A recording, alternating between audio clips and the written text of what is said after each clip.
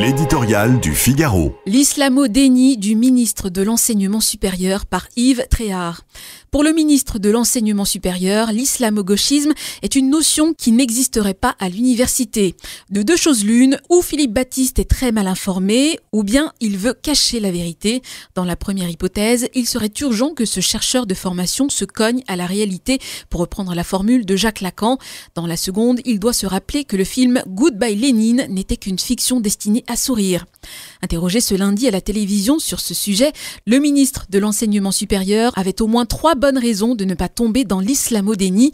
En 2020, fustigeant l'attitude de l'UNEF, Jean-Michel Blanquer avait publiquement dénoncé les ravages de l'islamo-gauchisme dans les facultés.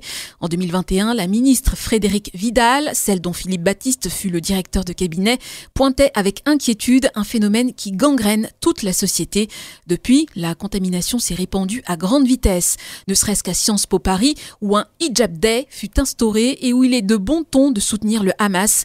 Au printemps dernier, le professeur Fabrice Balanche fut, quant à lui, violemment interpellé par des militants islamistes. Au lieu de condamner ces derniers, la présidente de Lyon 2 s'en est prise à l'enseignant. Déjà ministre de tutelle à l'époque, Philippe Baptiste aurait-il oublié ce scandaleux épisode? Dans la même émission, le ministre a aussi estimé que l'antisémitisme n'avait pas sa place à l'université. Mais a-t-il conscience que, pour un jeune juif, il est difficile d'étudier dans certaines universités sans raser les murs? N'en déplaise à Jean-Luc Mélenchon, l'antisémitisme n'y est pas résiduel. Et pour cause, l'islamisme y a pris racine dès les années 1990 avec les étudiants musulmans de France, un organisme noyauté par les frères musulmans proches de Tariq Ramadan et dont les insoumis sont aujourd'hui les fervents complices.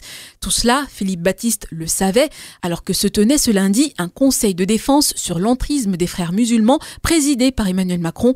Comment a-t-il pu?